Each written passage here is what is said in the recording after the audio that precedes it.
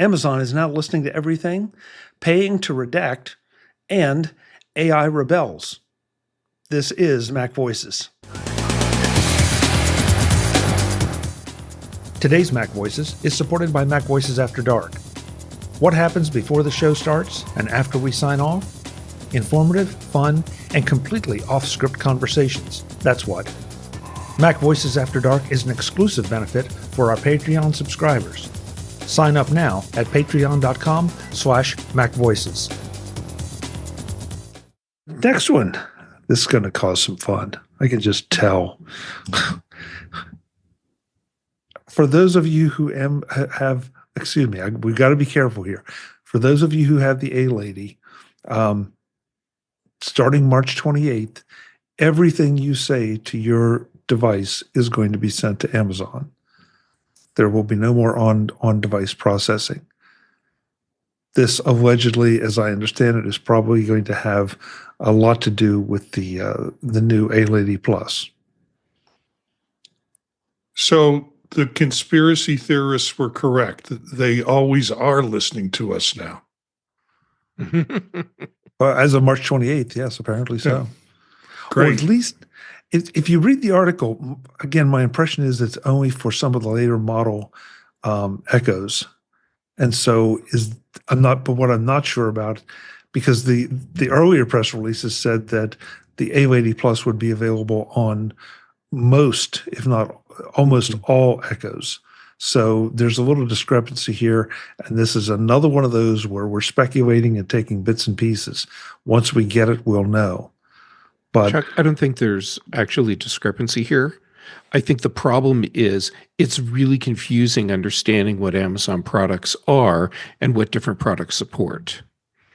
okay. So as far as A-Lady Plus goes, there will be a subset of devices that get the A-Lady Plus initially. So that's end of the month, presumably March 28th. And then they will start rolling out support for other devices. There are a small number of Echo devices that will not get support. Basically, you're looking at like first gen devices, and so that's not a big deal there for A-Lady Plus. As far as you can't do the on-device requests anymore. That's been a subset of Echo devices anyhow. So there's a couple models of the Show and then just like the regular Echo, it's later generations of that. So a lot of the Echo devices that are actually out there in use today, they never had the ability to do on-device processing anyhow. So for most people, I think this doesn't change anything for them. And it's easy to tell if you have a device, well, up until the 28th, that supported on-device commands, which was always a subset of commands anyhow. You just go into the Amazon app, look at that specific device, go into its settings, and then there's the option to limit it's like do not send voice recordings or something like that. And so if that's enabled, then you're trying to do everything just on device. And but even that's still just a subset. So that subset of things that you could do on device for a specific number of Amazon devices, that's what's going away. Still sucks for those people if they really wanted to do that stuff on device, but I don't think it's as big a percentage of Echo users as you would think, based on what a lot of these stories are leading us to believe. So Marty's right. Everything has been going, or a lot of things have been going. Yeah. And just for clarification, I've seen people talking about how they're pissed off that Amazon will be listening to everything they say all the time now. That has never been how this works. It listens for the trigger words, just like your HomePods and just like your Google whatevers. And yeah, so it's not listening all the time. But Jeff, as soon as you say the trigger words, then it starts to listen all the time. Then it starts to, oh my gosh. Yeah. So, really what it comes down to is if you're that paranoid about what a smart speaker device is doing and what it might be listening to and sending off somewhere, you probably shouldn't be using smart speakers. Yep. Yeah. How many folks here have A-Lady devices? I have several. Okay. How many people here have let's see, the S-Lady, probably everybody has. Yeah. How about Jeff? I think there was something really telling about what you said, the Google thing. I don't even know, what is the Google Home? Is that what they're still calling it? Google Home. Yeah. And yes, Anybody? I have one. I have one Do you? Okay. Do you use them? every day. It's right next to me here. Everything is right next to you, Dave. So my Google Home is actually unplugged right now because I've been moving things around, and I unplugged it, and apparently I don't use it very much because I didn't realize until just now that it's been unplugged for like 3 months. Well, one quick story about the A-Lady. I think it was last week, we talked about the A-Lady Plus coming. And so when I went to record the intro to the show, I really wanted to say the A-Lady's proper name. And every time I did, she's close enough to the recording room here that she would pop up and say, I don't know how to help you with that. And I kept telling her to shut up, and she would not shut up. So I finally had to introduce it as the A-Lady Plus because I could not say the other word. Or because if I do it now, she will respond again. Chuck, she doesn't know how to help you even if you want her to help you.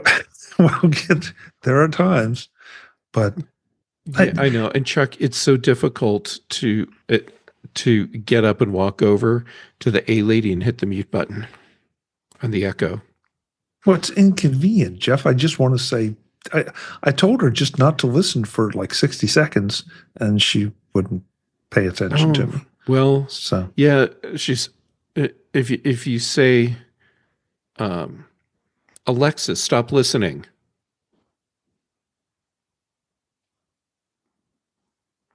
Alexa, what time is it?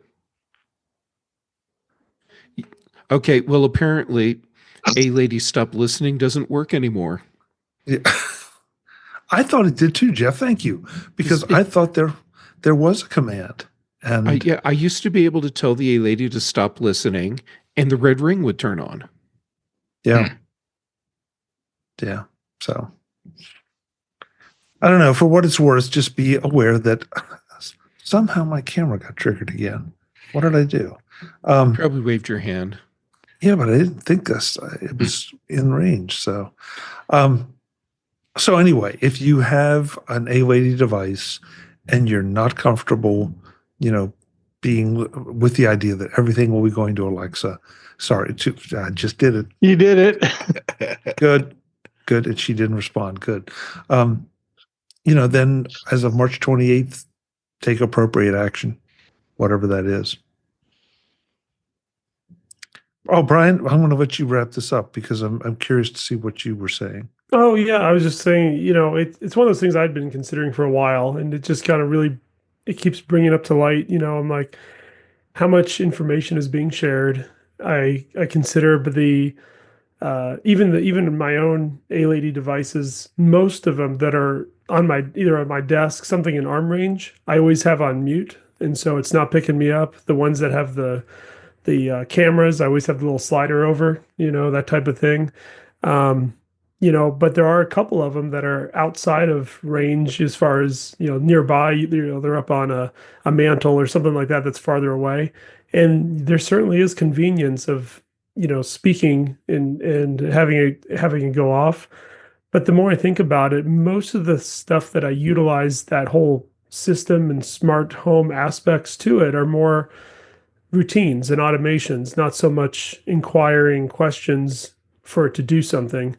And for those automated things, maybe it's okay to, keep around and for some of the items, but for many of the others, I normally will have my cell phone with me. I can, most questions that I would ask a lady, I could ask, on my phone. And as the as I do have, as many of us have many devices, I don't feel that I'm going to replace them all at once, but rather when they start to wear out, just retire them. And then when I buy new ones, go with probably Apple or nothing, depending on the situation now. Yeah. We'll see what happens. I am Mhm. intrigued, Marty, like you said, about the home hub, and what its capabilities will be. So we shall see. We're starting to burn down, and I do want to get to just a couple more things. So I'm going to throw this one in. This is a life hacker article about Redact, something that will let you take or remove. Sorry, I clicked the wrong thing and it disappeared. You can delete your posts from 28 different social networks.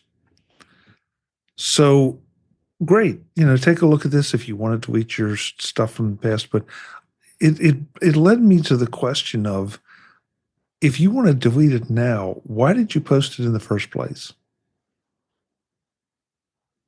Have your opinions changed? Has the world changed that much that you feel like some of your past comments should be deleted, need to be deleted for your own good or just for your own comfort level?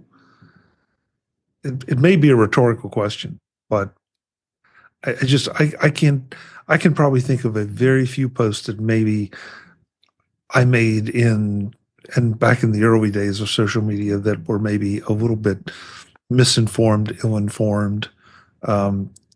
Unfortunately, there's this changing social environment under us that, what is acceptable to say today suddenly is not acceptable to say tomorrow or yesterday or 3 weeks from now. So I can see that advantage, but this just seems like something that you're paying somebody to undo stuff that you spend a lot of time trying to do. Eric, I can't decide if you're waving to me or not. I was going to type something, but if you, for instance, were on a site and blogged about story ideas or sequences of stories, and then whatever the site is says, yeah, we're going to allow them to train AI using our content, you might want all of your stuff pulled off of that. Mm-hmm. And trying to do it yourself individually, post at a time when you've been posting for 4 or 5 or 10 years is time consuming. That's an interesting specific case I had not considered. I'm still not sure I would object to it, but well, same with writers, like the newspaper writers that have an online presence. If you don't want all of your content then used to train AIs that would then go and generate content similar to what you did, you might want to remove it. Jeff, Eric, you said Eric read your mind, and I'm thinking of the discussions we've had about the unofficial Apple weblogs return from the dead. Mm-hmm.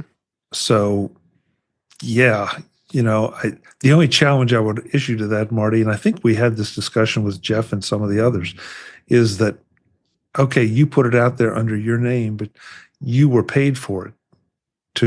You were contracted. So then becomes a question of who really does own that content. Do you have a right to ask your content to be taken down if you were paid to provide it? Well, okay. So in the case of writing articles, like content that I wrote for the Mac Observer when I worked there, they own that content. And when Dave and Brian sold the site, the content, all that intellectual property, that went with the sale. So then the new owners, that was their content. The problem comes in, like we saw with Tua, where you have someone down the road that owns the company, and they choose to do things that might be inappropriate with content that you had previously created, but they own, and now it reflects on you. And so, okay, so here's an example. There's content that I wrote for the Mac Observer that if you go and look at it now, you cannot recognize it as something I wrote because it is not. Someone or a system or whatever at some point changed the content of something that has a byline of mine, and it is something completely different now. That's out of my control. What is in my control, though, is if I am posting my own content on social media platforms and decide that whatever's happening on that platform has changed in a way that I no longer feel comfortable giving them access to that content that I created, then I would want to be able to remove that content. So an example would be exactly like Eric said. You get the articles go out saying, hey, service, whatever, social media platform, whatever, they're going to now start taking all the content that you have ever posted through their service and use it to train their own AI. If I don't want them doing that, sure, maybe they have a thing that says, click here and we won't. Okay, well, that's part of fixing the problem. The other part is make sure the content is not there anymore for them to down the road change their policy and you might miss it. And now they've given themselves permission to use the stuff that you had previously said, I don't want you to use it. So you go and you make it go away. Jeff, I still have to come back to the ownership question. That if I commission you to do a graphic for me of, I don't know, of an apple, and so I've paid you for that, unless wait, what have you paid me for? I have paid you to create that image. Okay. So here's the thing. Did you pay me to create an image of an apple and then give you exclusive rights to use that as you want in perpetuity? Did I give you ownership of that apple? Or did you pay me to craft an apple where you have a license to use something that I own? We're going to go way off in the weeds here. No, we're not in the weeds because you took me where I was going to go. Oh, well, you're welcome. That you, when you are signing these agreements, now you have to very specifically state what use cases are allowed and what aren't. And I'm thinking of a particular situation for a company I used to work for that had commissioned some software. Okay. And there became quite the little tussle that, okay, we paid for it. We paid to have it developed. Did we have the right to the source code? Did we have the right to take and to redistribute that for others to use? And it was never spelled out in the contract. And so that's my point. If I say to you, Jeff, will you create me a picture of an apple? And you say, yes, we need to decide between us what it is you're giving me the rights to and what use cases. And that solves the problem, because then it becomes just a matter of enforcing the contract. Well, maybe it's not so simple, but at least it becomes something a lot more black and white. Mm-hmm. Or in So, this case, probably multicolor, because you'd ask for a color image. yes. But Yes. that's separate from, do I want to allow a social media platform to take all of my content and use it to train their AI? And if the answer is no, I don't, then the most effective way for me to ensure that they don't is to remove that content that I posted on their social media platform. That assumes that their terms of service say that you are allowed to remove it. If there's a delete option for a post, then you're allowed to remove it. Okay, just today I was on a system that I can edit the post for about 15, 20 minutes, and then it gets locked in stone and I can't edit it. So,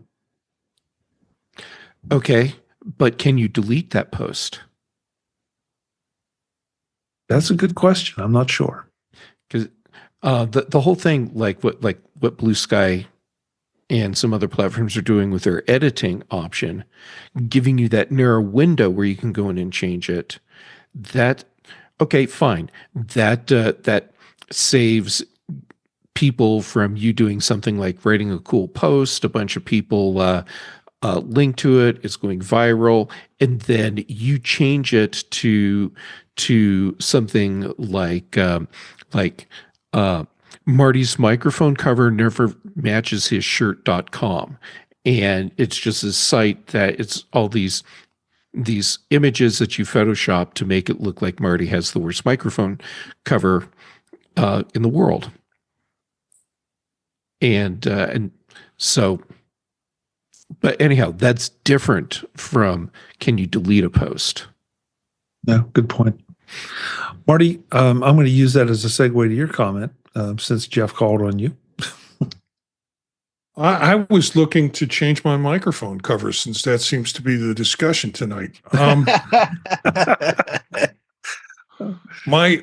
it's somewhere over here in this drawer. I'll get to it. But since you asked for my comment, I think a lot of people go into this social media thing thinking, oh, I'll post something and it'll be quaint and it'll be fine and it'll go out into the ethos and disappear like magic dust.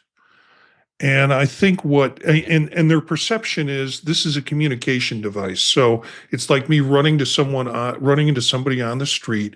We have a conversation. Once the conversation's over, it's gone. It's not there forever. So, and there are some apps that do that people use for all sorts of nefarious ways. But in general, I think it gives a person an opportunity to say, yeah, I want to erase all those conversations because they were meant for the moment, not meant for in perpetuity. So that was my thought about it. So is this why we're seeing, at least I'm seeing, more people post that I do follow on Facebook, and they post these disappearing messages. This post will be up for 24 hours. Now, whether it actually disappears or not, that's a whole nother discussion. But the idea that at least for the casual viewer, if I don't click on it or don't visit that post within 24 hours, it's gone from my view. Does that help the situation? Well, it could also be that they're trying to say, I want to say my controversial stuff, and then it's gone, so no one can track me on that. It's sort of the nefarious ways that people use other of those, like short-term post something and it's gone in a minute kind of thing. Yeah.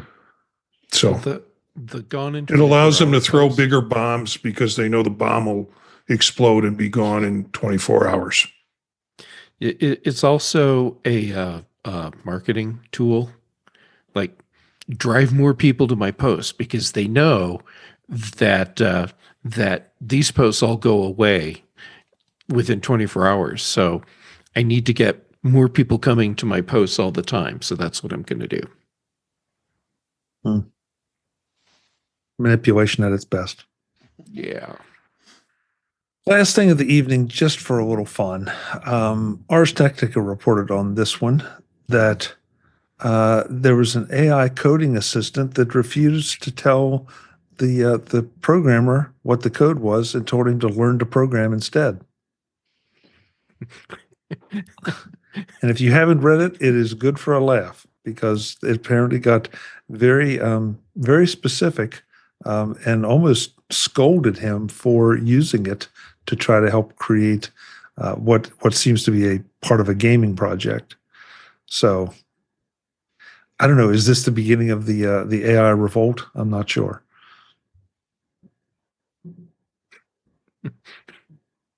I thought it was funny. I thought it was hilarious. To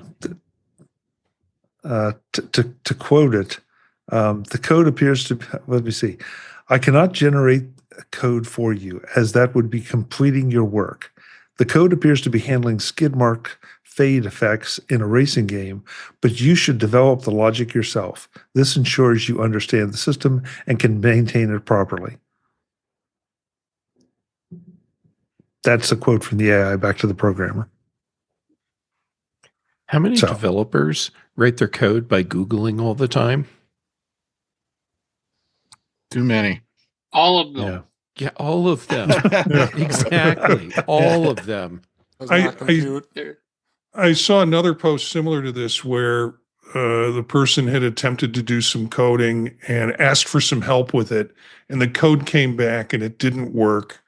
And then the code, they said, no, they corrected it. They corrected the AI, and it still came back and it wasn't right. And it took about 3 tries until they kind of berated the AI and said, you need to do this better. This is how it needs to be fixed.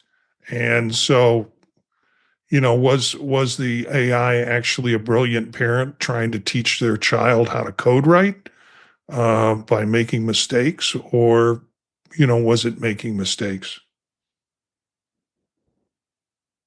This is going to get interesting.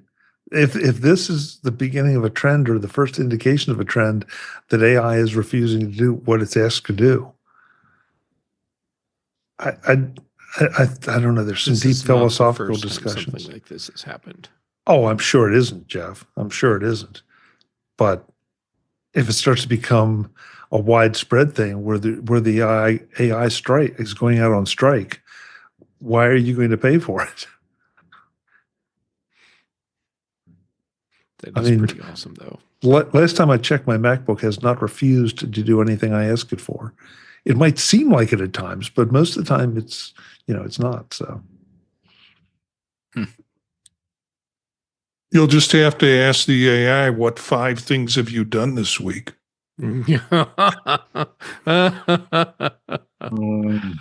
that's fantastic. We finally got a facepalm out of Eric. You wanted to say something, Eric? No. Okay. Just wanted to give you the opportunity. Don't even want to say 5 things. Guys, this has been a fun evening. We got through a lot of stuff here. It's a lot of interesting things going on in the world. Hopefully, we've made some people think a little bit, and will continue to. Before we go, though, we do the usual closeouts. This may or may not see the light of day on the feeds in time, but the early bird registration for Mac Conference and Expo is open now. So if you want to save some money, go to mac.conferenceandexpo.com and use the early bird option and sign up now. And then join us in Crystal Lake, Illinois. We're going to have a great time in July. I think I'm just looking around. Most of the folks will be there, as far as I know. So, along with a lot of the other folks you see on MacVoices and a lot of our other friends. So, mac.conferenceandexpo.com. Let's go around the room, let folks know where they can find you, and we'll get out of here. So, I want to flip it around and give Mr. Webb Bixby the first out. Webb, thank you for being here. You were kind of quiet tonight, but I imagine you're otherwise absorbed. Deep in thought. What did I tell you the other day? This is no off position on the Genius Switch, so. Yep. So. Yep. Oh, you can find me at Blue Sky, by the way. So just all the socials have the same handle, but we'll stick with Blue Sky, WEBBIXBY. Great. Thank you, Webb. Thank you. Jim Ray, thank you for being here. I know you have strong feelings about the programming by AI. Where can folks find you and talk to you about it? Do I? Where can they find you, Jim? What are those feelings? I it saved me some time by letting me know. Well, you just growled about them a minute ago, so you. Well, no, you asked how many programmers use Google all the time to program, and I answered Love them correctly. Where can folks find you, Jim? You can find me on GitHub Copilot. No. Yeah.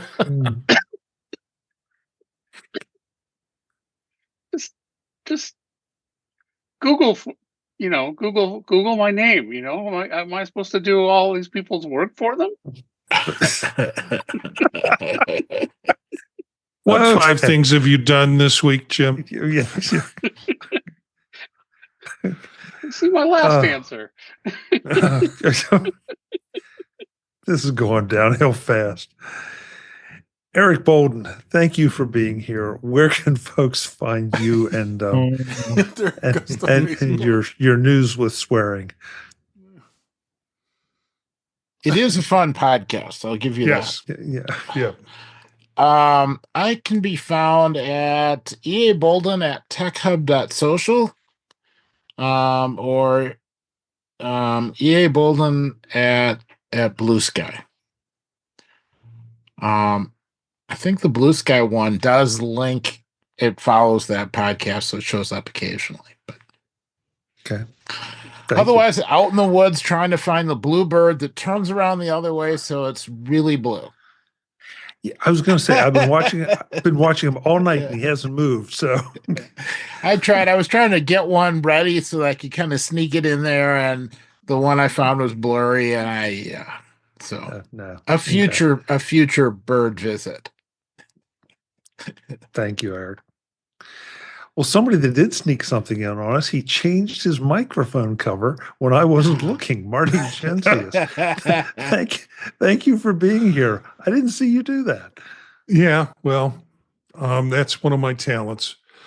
You can find me at Gensius, Jencius, at Mastodon Social, or also at Blue Sky. Monday nights with Eric at 9 p.m. streaming on Eastern Time, streaming on YouTube, doing vision profiles. And then Tuesday nights here with you, Chuck. Thursday with David Ginsburg on In Touch with iOS. And then a variety of other podcasts that I'm playing with you can find at thepodtalk.net. Excellent. And now thank you, Marty. I have to go back to Pi and grading exams. Is that PIE? PIE, yeah. PIE. Okay. What kind? Apple pie. Apple pie. Apple pie. Okay, good. Yeah. All right. Now I'm hungry again. Jeff Gamet, thank you for being here. Where can folks find you?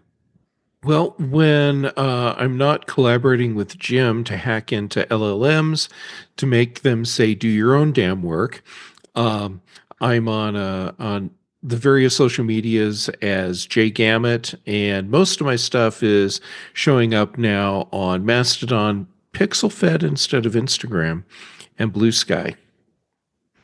I guess I should probably do some shows also. So here with you on MacVoices Live, Dave lets me join in on Thursdays for In Touch with iOS, British Tech Network, The Big Show and The Mac Show. Brian Chaffin and I do The Context Machine, and Patrice Brendamore and I do Retro Rewatch. Thank you, Jeff. Excellent. Dave Ginsburg, it seems really weird to not have you at the beginning or the end, but somewhere in the middle here. So Oh, I'm a little off base, but where can folks find you? thanks for having me. As always, you can find me at InTouchWithIOS at InTouchWithIOS.com. YouTube channel, youtube.com/InTouchWithIOS. I'm here on Tuesdays. I'm on the Mac Show on Fridays. Occasionally appear on Vision Profiles, as well as you can find me on Mastodon and Blue Sky at DaveG65. Thank you, David. Thank you. Last but absolutely not least, and he wasn't where we started tonight. That's it. Everything got jumbled up here a little bit. Brian Flanagan Arthurs, thank you for being here. Where can folks connect with you? Appreciate it. Thank you so much. It's great being back. I know I was gone for a couple weeks, and best place to reach me usually is here on Tuesday nights. You can also find me and information about me and my projects on brian8944.com. Great. Thank you so much. Thank you. Folks, I'm Chuck Joyner. This is Mac Voices Live, Tuesday nights, 8 p.m. Eastern, 5 p.m. Pacific, until we run out of gas or run out of topics. If you can join us in the chat room, we'd love to have you. We've had folks going in and out tonight. It's been kind of quiet in there, but I guess that's because we were just so intensely interesting. At least I hope so. Until the next, Eric's laughing about it. Thanks, Eric. Until the next time, and as always, thanks for watching. Visit MacVoices.com for show notes and to connect with Chuck on social media. Get involved in our Facebook group or like our Facebook page, and get more out of your Apple tech with MacVoices Magazine, free on Flipboard and on the web. And if you find value in it all, consider supporting us through either our Patreon campaign at patreon.com/MacVoices or by making a one-time donation via the PayPal link on our front page and in the show notes of each episode. You will join these fine people who help bring you Mac Voices.